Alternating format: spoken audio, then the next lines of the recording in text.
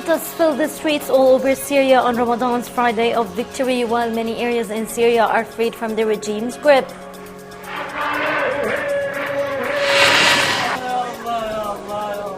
Many killed and injured after the regime bombed many areas, and the clashes in Damascus intensify and expand.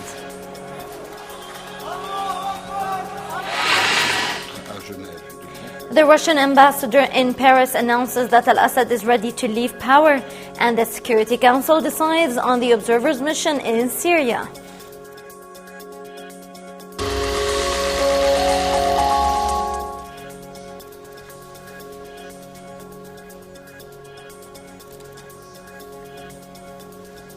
Welcome to Orient TV English News Bulletin. The Syrian Human Rights Network said that the death toll reached in Syria today 175 victims until this moment, while 204 victims fell yesterday, mostly in Damascus and its suburbs, where military operations and clashes escalated between members of the Syrian Freedom Army and the regime forces in the neighborhood of Al-Midan. Meanwhile, the military operations continue in the neighborhood of Kafr Sousi, which witnessed clashes next to the security building. This coincided with heavy bombing in the neighboring neighborhoods of Al-Qaboun, which the Syrian Freedom Army controlled the air intelligence branch in it. And as activists reported, also violent clashes took place in the neighborhood of Al-Tadamun, while activists broadcasted pictures about a fire in a missile base positioned on the top of Qasyun mountain.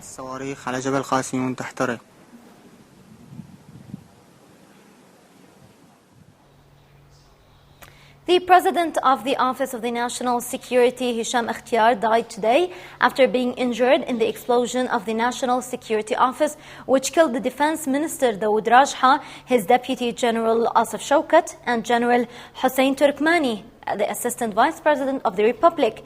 The following is a profile about the life of Hisham Ikhtiyar.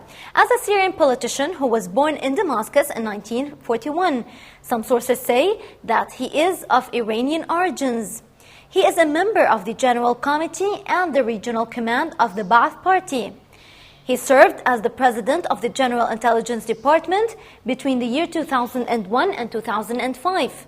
Then he was appointed as the head of the national security in the 10th Regional Conference.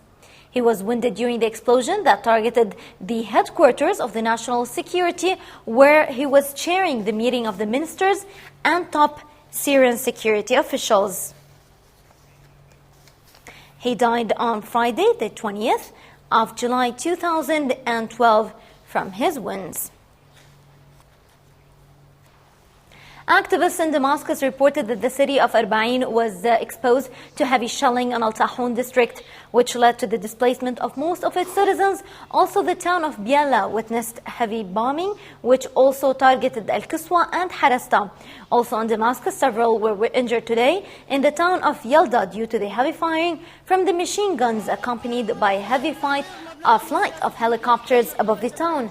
Meanwhile, members of the Syrian Freedom Army helped the citizens to control Ad-Damir and Yabrud in Damascus suburbs. Also, they took over the political security building in the city of Al-Tal.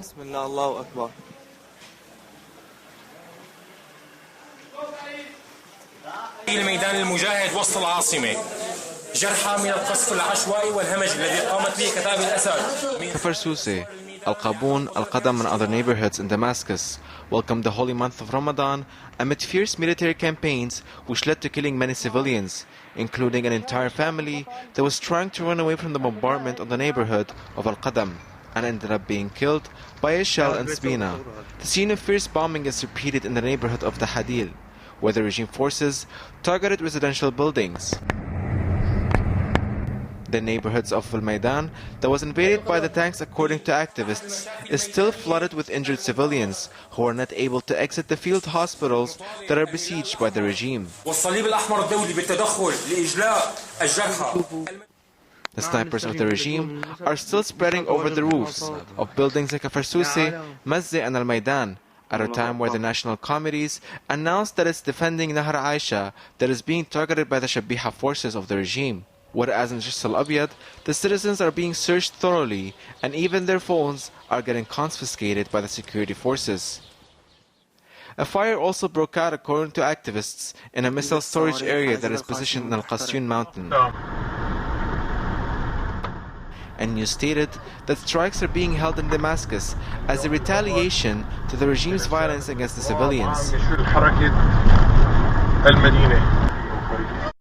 The bombing also reached most of the towns and villages in Damascus suburbs, where activists confirm the continuation of the fall of the rockets on Arbin and Babila, whereas other areas witnessed heavy clashes between the Syrian Freedom Army and the regime forces.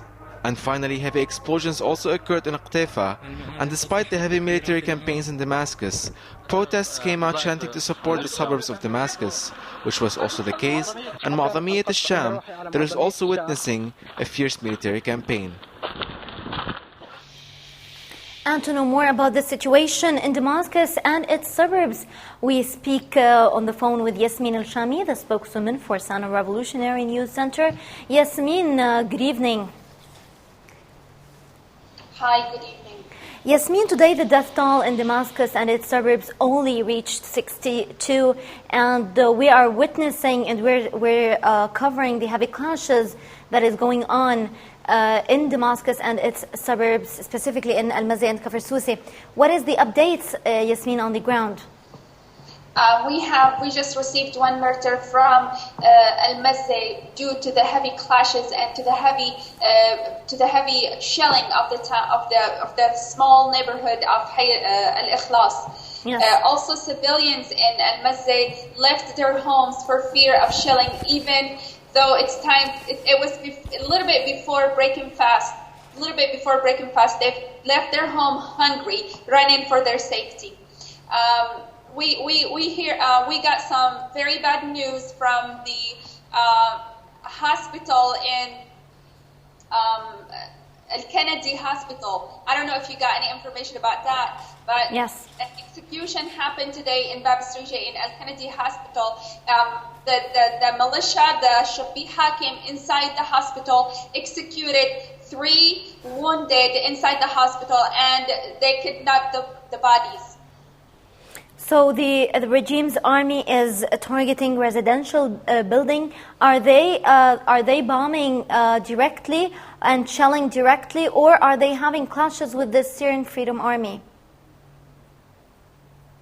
There are some clashes with the Free Syrian Army in some areas, but the shelling from the helicopter is just on every single thing that's moving, on the houses, on the building. It's targeting anything. It's not targeting just the areas of the Free Syrian Army. It's targeting anything that's moving, even the residential houses.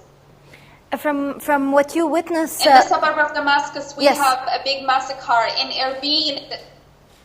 Yes.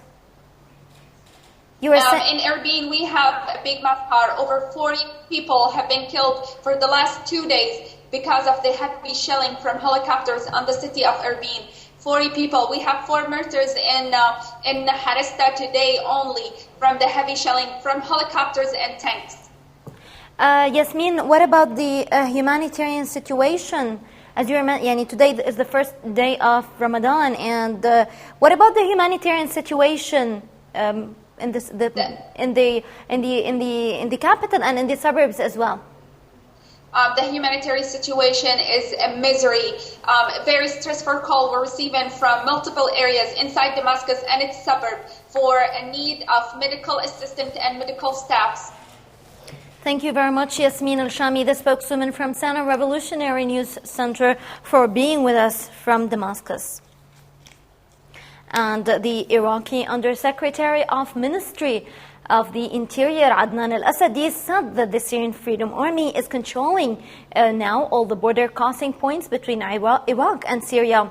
Meanwhile, the Syrian Freedom Army announced that it is now in control of Bab al-Hawa and Bab al-Salam and Bab Jarablus crossings, where the Freedom Army also said that they are now controlling the cities of Azaz and Minbij.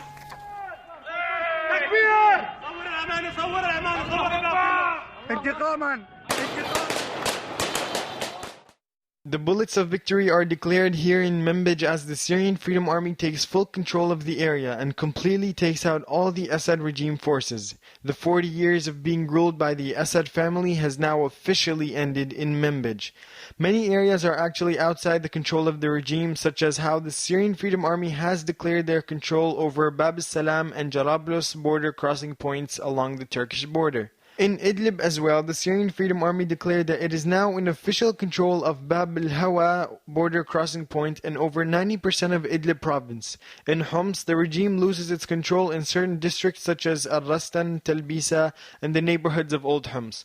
This was also the case in many areas of Hama and Dara, as all the border crossing points on the Syrian-Iraqi border are now controlled by the Syrian Freedom Army. Reports also added that much of Damascus suburbs are out of the control of the regime, such as the cities of Douma, Harasta, Hamuriya, Zabadani, As-Sayda Zainab, and many others. At this point, one of the only parts of Syria that the Assad regime forces still have control over are the skies of Syria, where the Assad regime's army aviation continues to shell the cities of Syria and attempt to take out the Syrian Freedom Army forces that are only increasing by the hour.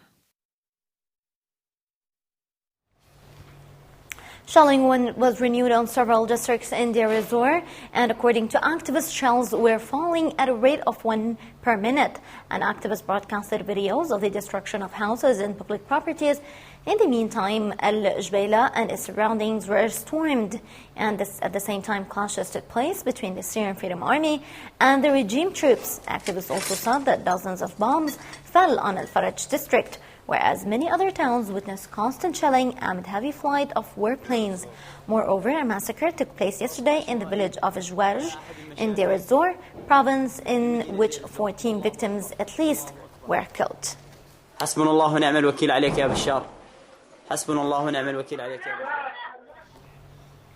And moving on to the province of Hama, where Tibat al-Imam city witnessed random shooting from Al-Qabban checkpoint between the city and Ma'ardis town, while Tkiya, Al-Arba'in and Al-Jub witnessed in Hama witnessed a campaign of raids and shootings, which left several dead and injured. Meanwhile, the regime forces also attacked the shops and stole their properties. And in Al-Hamidiyya district was targeted by bombs after a demonstration that called for the overthrow of the regime.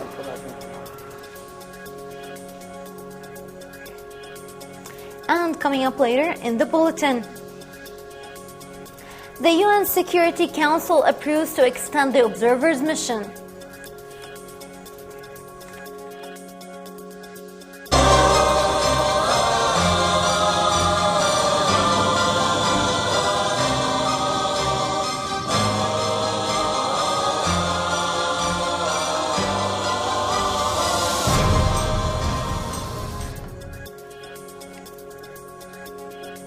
And welcome back.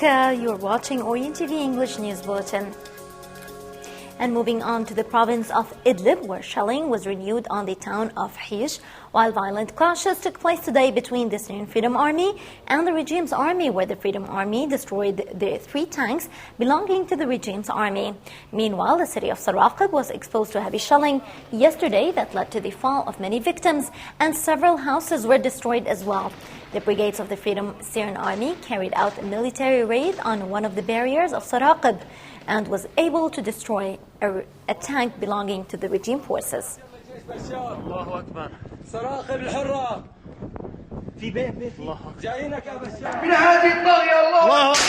The Assad regime seems to be deteriorating, as clashes in many Syrian provinces between the Syrian Freedom Army and the Assad regime army have led to the control of the Syrian Freedom Army over many of the Syrian territories, such as I'zaz, Tarablus, Bab al-Hawa, Kafar Takharim, and Manbij. With the celebration of many citizens in these areas, clashes begin to intensify in other parts of Syria, where the defections from the Assad regime army are only increasing, such as Khan Sheikhun. Defections repeatedly took place from many other military barriers, for example, Mar'iyan in Jabal al-Zawiya and At-Tala'a in Al-Mastuma. As the regime begins to panic about where it's headed, more of the Assad regime forces' artillery missiles are used targeting the eastern outskirts of Ma'arat al-Nu'man and Tel Minnis. It is the same situation in the neighboring suburbs of Khan Sheikhoun, Al-Dana, Babila, Al-Mastuma, Ma'ar Shurin, and Kafr Hayya, which was also shelled by the use of military aviation. The people of Syria direct their speech once more to the international community, which until this day of the Syrian revolution did not supply sufficient amounts of the medicine and medical equipment necessary for the treatment of the many increasing wounded Syrian civilians, as some of the members of the medical division of the Syrian Freedom Army in Jabal Zawiya and Ma'arat al-Nu'man suburbs attempt to minimize the suffering of the injured victims with the scarce medical equipment that they were able to come up with. Shelling was renewed on Hayyan and Bayanoun in Aleppo suburbs by warplanes today, whereas huge explosions were heard in most of the northern suburbs. Activists also reported that prisoners in Aleppo Central Prison did a hunger strike as a refusal to the shelling on Aleppo suburbs, which was launched from an infantry school near the prison. Meanwhile, the Freedom Syrian Army took control over Haytan's police station and its contents.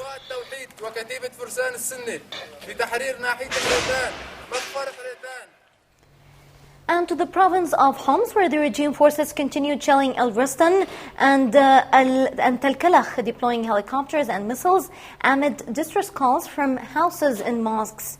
Al-Za'farani also witnessed heavy shelling from the engineering battalion in Al-Rastan, which left people in the state of terror and caused a lot of injuries. Meanwhile, activists filmed many people fleeing from their houses to safer places. الله أكبر.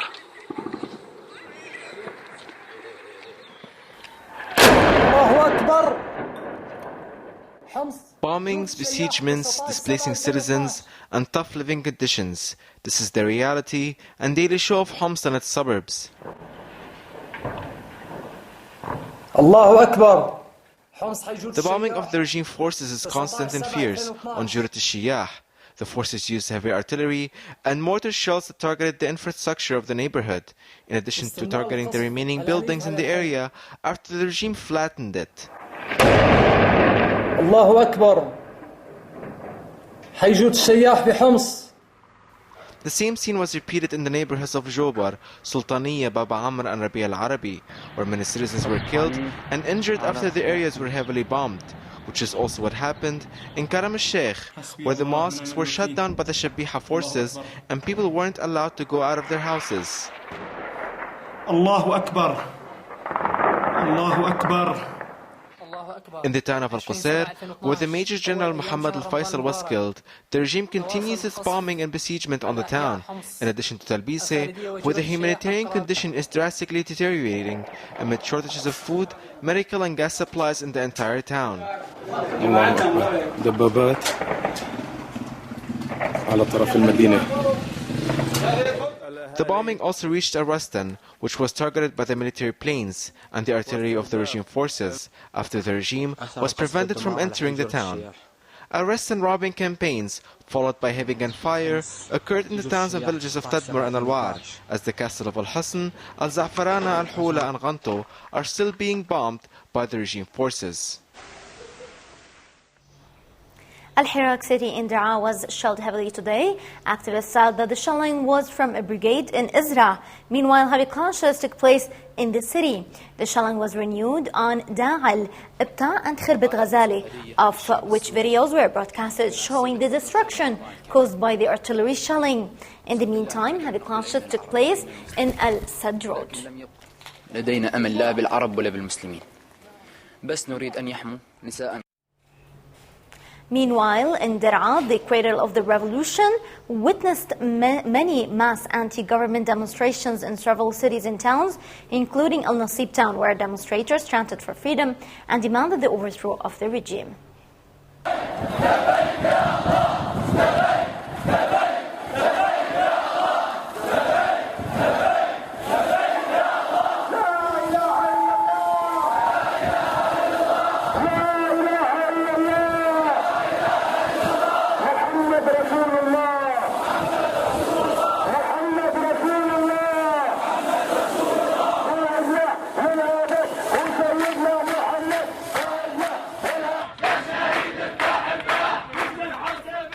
Also, protesters in Khirbat Ghazali in Daraa took to the streets today, calling for freedom and the punishment of the Syrian regime due to its crimes committed against the Syrian people.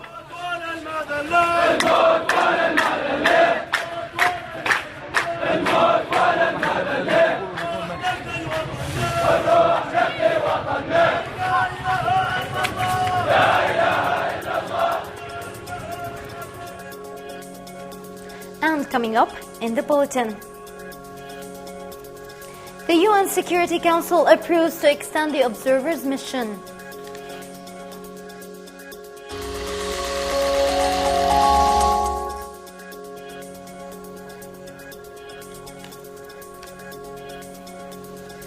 Politically, the regime's media denied today the statements of the Russian ambassador in Paris on the approval of Bashar al-Assad to step down. The Russian ambassador to France, Alexander Olive, has pointed out that Bashar al-Assad was willing to step down from power through a political transition. Bashar al-Assad implied that he is willing to leave his throne through a diplomatic political transition after the Geneva conference was held. Bashar also appointed a member from his council to negotiate with the opposition about the political transition.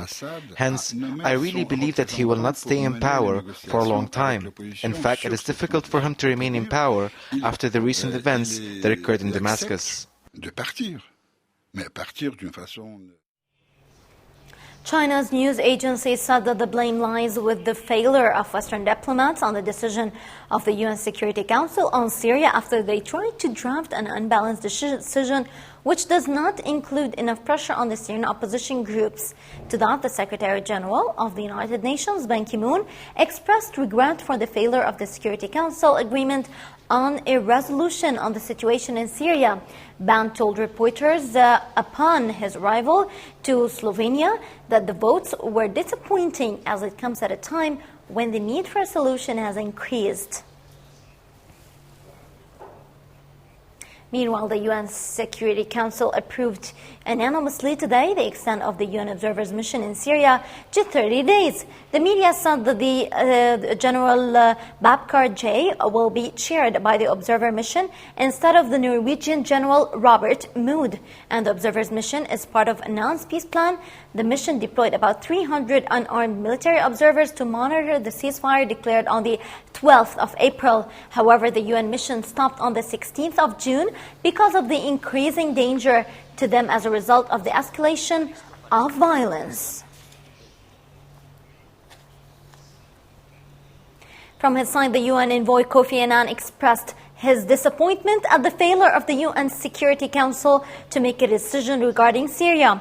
This comes at the White House, where they called the Russian-Chinese veto a letdown and means that Annan's mission cannot continue. For its part, the U.S. delegate to the UN, Susan Rice, pledged that her country will continue to support the Syrian people and will support the transition process and put pressure on Syria from outside the Security Council. Meanwhile, the Russian ambassador, Vitaly Churkin, defended the use of his veto against the draft resolution and said that despite all the accusations against Russia, they affirmed their support for Annan's plan. And finally, China's delegate Li Baodong said in turn that the draft resolution submitted by France and Britain does not help to resolve the crisis but leads to more problems in the region and threatens the unity of the Security Council. 旨在单方施压，事实已经证明，这种做法无助于解决叙利亚问题。 And from his side, the French permanent representative Ambassador Gerard Arwo warned that the Russian-Chinese veto shows that Annan mission is at risk. Arrows also said that he will give the Syrian regime 10 days to put an end to the shelling of areas in Syria, adding that the Security Council must remain the master of the decisions. For his part, the representative of Britain in the Security Council, Mark Lyle Grant, said that Moscow and Beijing are working for the third time to block the Security Council's efforts in finding a solution to the crisis. The Syrian and finally Germany's representative in the Council, Peter Whitting, said that that what's happening in Syria is currently a civil war and has lost hope for a peaceful solution to the crisis. So we feel with the suffering. And dear viewers, before we end our bulletin, we remind you of our main stories. Protests fill the streets all over Syria on Ramadan's Friday of Victory, while many areas in Syria are freed from the regime's grip.